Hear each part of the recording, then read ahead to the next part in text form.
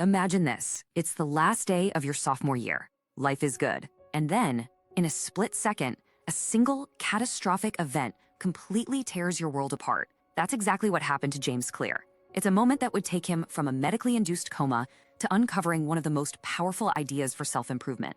And, it all starts in a place you'd never, ever expect. Yeah, it all started with a simple swing. I mean, it was a moment so fast, so normal. It could have happened to any of us, right? A teammate just taking a practice swing with a baseball bat, warming up for a game. But then something went terribly wrong. So, when the school nurse starts asking him simple questions, this is what he says. "What year is it?" she asks. 1998, he answers. The thing is, it was actually 2002. It took him a full 10 seconds just to remember his own mother's name. This was the first terrifying sign of a brain in absolute crisis. So what happened? Well, that bat slipped right out of his teammate's hands. It flew through the air and struck him directly between the eyes. I mean, the force was just devastating. It actually fractured his skull in multiple places. And from there, things just spiraled out of control fast. His brain started to swell rapidly. Then he lost consciousness.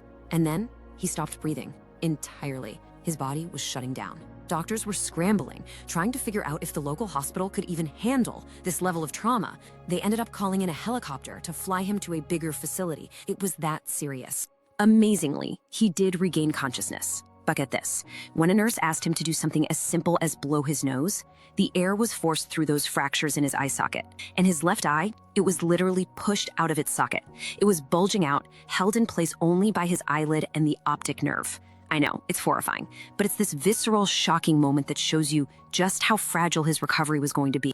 Okay, so it's from this absolute rock bottom, I mean, months of rehab just to learn how to walk in a straight line again, that this powerful insight emerges. And it's not about some huge dramatic comeback. No, it's about the truly astonishing power of tiny, almost invisible improvements.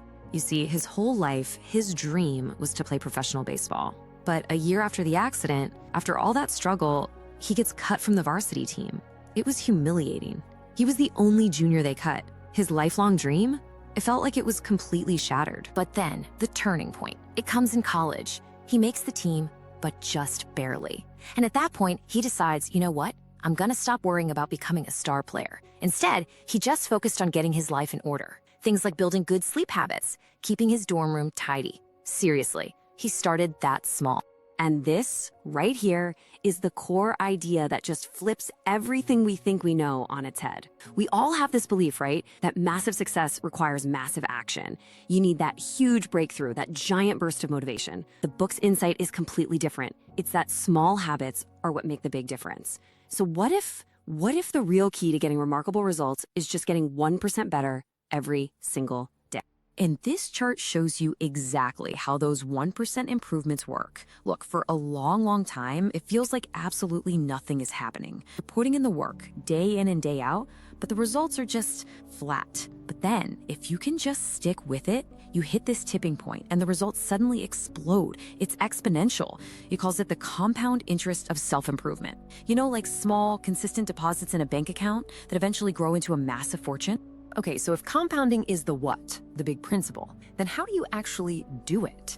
Well, this is where the book gets super practical. Clear gives us a simple framework. Think of it like a user manual for your own behavior, and it's built on just 4 simple laws. Here they are. This is the 4-step loop that basically runs every single one of our habits. First, there's a cue that triggers your brain. That leads to a craving, which is the motivation. Then comes the response, the actual habit. And finally, the reward, which satisfies that craving. So if you want to build a good habit, you just have to make it obvious, make it attractive, make it easy, and make it satisfying. It's that simple. All right, let's really dive deep into that first law because honestly, it might be the most powerful one of all. Make it obvious. And here's the key. This isn't about willpower, not at all. It's about becoming the architect of your own world. Now this quote is a total game changer. We tend to think that people with amazing self-control are just built differently, right? Like they have this heroic, superhuman willpower. But the research shows that's not true at all. The people with the best self-control, they're just better at structuring their lives, so they almost never have to use. And the strategy for doing that is called environment design. It's pretty simple, actually. Instead of trying to change yourself first, you change the world around you. All those cues that trigger your habits, they're in your environment. So if you can control the cues, well, then you control the habit. Okay, so what does this actually look like in the real world? Let's do a couple of quick examples. Let's say you want to drink more water. Pretty common goal, right? Well, instead of keeping your water hidden away in the fridge, you just fill up a few bottles and put them everywhere. One on your desk, one on the kitchen counter, one next to the couch. Now you'll constantly see the water, and guess what? You'll drink it. You've made the cue impossible to miss. Okay, next one.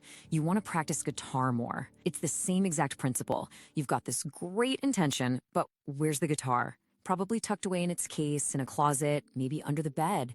The cue is totally invisible. So the solution is obvious, right? Put your guitar on a stand right in the middle of your living room. Now, every single time you walk through that room, you're going to see it. Friction to just pick it up and play is almost zero. You're not relying on memory or motivation anymore. Your environment is literally prompting you to do it. Now, I know what some of you might be thinking. A life of rigid habits? That sounds terrible. I want freedom. I want to be spontaneous. And that's a fair point. But this brings us to what is, for me, the most surprising and profound insight in the entire book. So let's just ask the question directly. Do habits actually restrict your freedom? I mean, does putting your life on autopilot with all these routines, does it take away your ability to choose, to be flexible? Well, the answer is the absolute opposite of what you'd think. The crucial point here isn't that you're building some kind of cage for yourself. No, you're building a foundation. And that structure, it doesn't limit you. It liberates you. Just think about it for a second. If you don't have good financial habits, you are always struggling for that next dollar. You don't have freedom. If you don't have good health habits, you're always short on energy. No freedom there.